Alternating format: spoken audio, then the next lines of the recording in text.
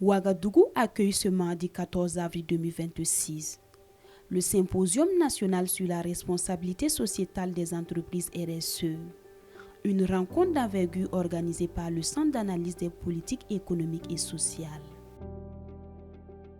Placée sous le thème « Institutionnalisation de la responsabilité sociétale des entreprises RSE au Burkina Faso », enjeux, défis et perspectives. Cette initiative réunit acteurs publics, partenaires techniques et représentants du secteur privé autour des défis liés à l'ancrage durable de la responsabilité sociétale des entreprises RSE dans le tissu économique national. La cérémonie d'ouverture a été présidée par le Premier ministre, Rimtalba Jean-Emmanuel Ouedraogo, représenté pour la circonstance par le ministre de l'Administration territoriale et de la Mobilité, Émile Zerbo. Dans son allocution, le représentant du chef du gouvernement salue une initiative en parfaite cohérence avec la vision des autorités burkinabées, visant à promouvoir un secteur privé responsable, engagé dans le développement durable et attentif aux impacts sociaux et environnementaux de ses activités. C'est en somme faire en sorte que la RSE devienne la norme et non plus l'exception. L'ambition à travers ce symposium étant de jeter les bases d'un cadre national d'institutionnalisation de la RSE, je souhaite que les échanges qui suivront permettent de répondre aux questions fondamentales suivantes. Premièrement, quels sont les piliers d'une RSE à la burkinabé, adaptée à notre contexte actuel, culturel, social et à nos priorités de développement? Deuxièmement, comment articuler la RSE avec nos objectifs de souveraineté et d'industrialisation? Troisièmement, quel cadre légal, réglementaire et incitatif devons-nous construire ensemble dans un dialogue État-secteur privé constructif? Quatrièmement, quels sont les rôles respectifs de l'État, des entreprises, de la société civile, des universités, des partenaires techniques? Ce symposium n'est pas une fin en soi, mais le commencement d'un dialogue et une co-construction. L'État burkinabé ne fera pas la RSE à la place des entreprises. En revanche, il est prêt à jouer pleinement son rôle de régulateur, de facilitateur et de catalyseur. Placé également sous la présidence de Idrissa Nassa, président de la Confédération générale des entreprises du Faso, la rencontre traduit l'engagement du patronat burkinabé à renforcer l'intégration des principes de la RSE au cœur des stratégies d'entreprise. Trop longtemps perçue comme une contrainte, la RSE doit aujourd'hui être comprise pour ce qu'elle est réellement. Un levier de performance, de réduction des risques et un outil stratégique au service de la souveraineté économique. Une entreprise ne peut prospérer durablement dans un environnement fragilisé sans s'exposer elle-même. Concrètement, 4 orientations doivent guider notre action. Renforcer l'ancrage local à travers des chaînes de valeur solides et le soutien aux petites et moyennes entreprises. Contribuer à la cohésion sociale par des relations de confiance avec les communautés et des conditions de travail dignes. Intégrer les impératifs environnementaux dans un contexte de vulnérabilité climatique.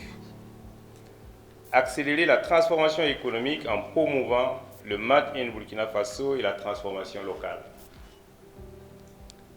Mesdames et messieurs, la question de l'institutionnalisation de la RSE est aujourd'hui incontournable.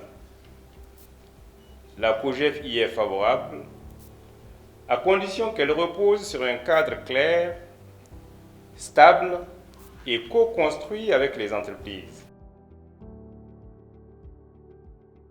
À l'issue de la cérémonie officielle, un panel de haut niveau s'est penché sur la RSE en tant que levier stratégique pour un développement inclusif et durable.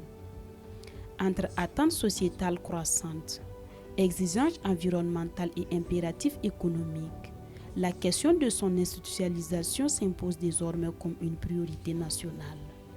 Parmi les intervenants, le directeur général de la mine de Sakane SA, Tidiane Bari, a partagé l'expérience de son entreprise en matière de responsabilité sociétale. Il a notamment mis en lumière les initiatives concrètes déployées au profit des communautés locales, notamment dans les domaines social, éducatif et environnemental. Alors, il faut dire que depuis maintenant plus de 15 ans, Sakane a pu mettre en pratique, je vais dire, ces valeurs de responsabilité sociale de l'entreprise, justement.